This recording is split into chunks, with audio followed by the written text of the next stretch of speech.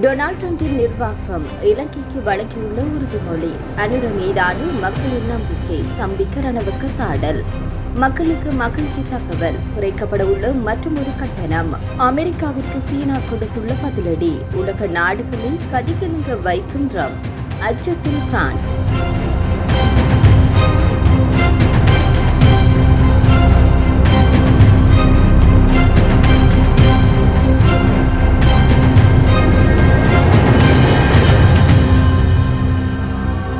அமெரிக்க ஜனாதிபதி டொனால்ட் டிரம்பின் நிர்வாகம் இலங்கையுடன் வர்த்தகம் மற்றும் முதலீட்டை அதிகரிக்க விரும்புகின்றது என்று கூறப்படுகின்றது. அமெரிக்காவின் புதிய ராஜாங்க வெளியுறவு செயலாளர் மார்க்கோ ரூபியோ இதனை கூறியுள்ளார்.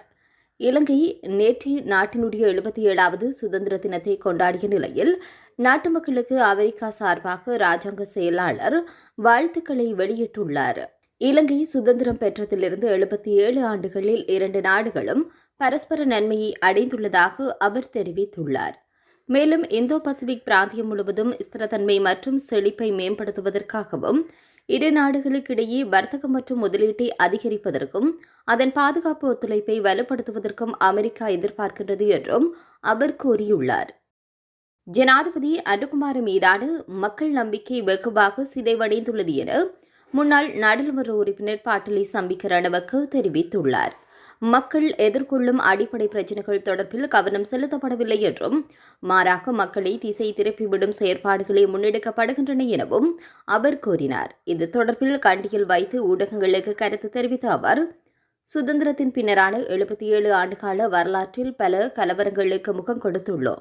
இந்த பௌத்த பூமியில் மக்கள் விடுதலை முன்னணியும் விடுதலை புலிகள் அமைப்பும் ஆயுதமேந்தி போராடின. இருப்பினும் இந்த நாட்டினதும் மக்களினதும் உரிமைகள் பாதுகாக்கப்பட்டன. சுதந்திரத்தின் பின்னர் ஆட்சிக்கு வந்த அரசாங்கங்கள் வாக்குறுதிகளை முன்னிலைப்படுத்தி ஆட்சிக்கு வந்தன. அவர்களை நாட்டின் வளங்களை கொள்ளையடித்து நாட்டை வங்குரோத்து நிலைக்கு தள்ளினார்கள். நாட்டின் இறையாண்மை சர்வதேச நாணய நிதியத்திடம் வழங்கி நாணய நிதியத்தின் பணிப்பாளர் சபையினுடைய தேவைக்கு ஏற்ப நாடு நிர்வகிக்கப்படுகின்றது. தேர்தல் காலத்தில் மட்டும் கொள்கைகளை வெளியிடாமல் உண்மையான கொள்கைகளை செயற்பட வேண்டும். தேர்தல் காலத்தில் முன்வைக்கும் கொள்கைகள் நாட்டின் அரசியலமைப்பு மற்றும் பொது சட்டத்திற்கு இயைவானதாக காணப்பட வேண்டும். மக்களுக்கு வழங்கிய வாக்குறுதிகளுக்கு மாறாக செயல்படும் அரசியல்வாதிகளுக்கு எதிராக கடுமையான சட்ட நடவடிக்கை எடுக்கப்படுவதுடன் அவர்களின் பதவிகள் பறிக்கப்பட வேண்டும் என்ற பரிந்துரைகளை முன்வைத்துள்ளோம். ஜனாதிபதி மீதான மக்கள் நம்பிக்கை வெகுவாக சிதைவடைந்துள்ளது. மக்கள் எதிர்கொள்ளும் அடிப்படை பிரச்சினைகள் தொடர்பில் கவனம் செலுத்தப்படவில்லை. மாறாக மக்களை திசை திருப்பிவிடும் செயற்பாடுகளை முன்னெடுக்கப்பட்டு வருகின்றன என்று தெரிவித்துள்ளார். நீர்க்கட்டணத்தை 10 முதல் 30% வரை குறைக்க நடவடிக்கை எடுக்கப்பட்டு வருவதாக தகவல் வெளியாகியுள்ளது. குறித்த விடயத்தை தேசிய நீர்வளங்கள் மற்றும் வடிகால் அமைப்பு சபையின் பேச்சாளர் ஒருவர் தெரிவித்துள்ளார். மின்சார கட்டண குறைப்போடு ஒப்பிட்டு நீர் கட்டணங்களையும் குறைப்பதில் கவனம் செலுத்தப்பட்டு வருவதாக அதன் பேச்சாளர் ஒருவர் குறிப்பிடுகின்றார். அவர் மேலும் தெரிவிக்கின்ற போது நீர்க்கட்டண குறைப்பு குறித்து ஆராய குழு ஒன்று நியமிக்கப்பட்டுள்ளதாக தெரிய வருகின்றது. நீர்க்கட்டணங்களை குறைப்பதற்காக நியமிக்கப்பட்ட குழுவின் அறிக்கை அடுத்த சில நாட்களுக்குள் தேசிய நீர்வளங்கள் மற்றும் வடிகால் அமைப்பு சபை தலைவரிடம் சமர்ப்பிக்கப்பட உள்ளது.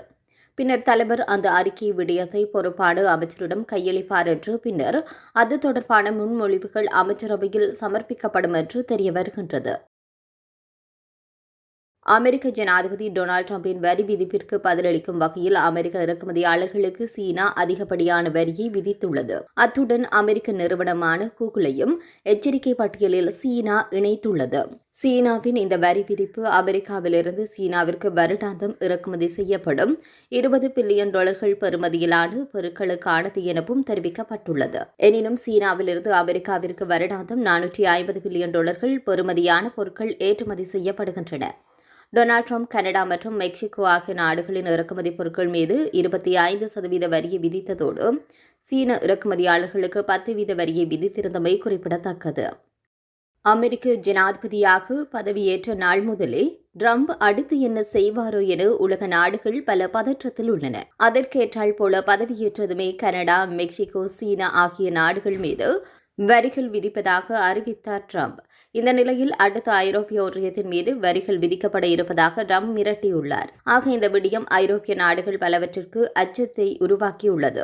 அமெரிக்காவுடனான உறவு மற்றும் ஐரோப்பாவின் ராணுவ செலவீனம் ஆகிய விடயங்கள் குறித்து விவாதிப்பதற்காகவே பிரசஸில் உச்சி மாநாடு ஒன்றை நடத்த ஐரோப்பிய ஒன்றிய தலைவர்கள் கூடியது அதற்கு ஆதாரமாக உள்ளது. குறிப்பாக பிரான்ஸ் ட்ரம்ப் குறித்து அச்சத்தில் இருப்பது தெளிவாக தெரிகின்றது. மாநாட்டிற்கு முன் ஊடகவியலாளர்களை சந்தித்த பிரான்ஸ் ஜனாதிபதி இமானுவேல் மெக்ரானின் பேச்சில் அவருடைய அச்சம் வெளியானது எனலாம்.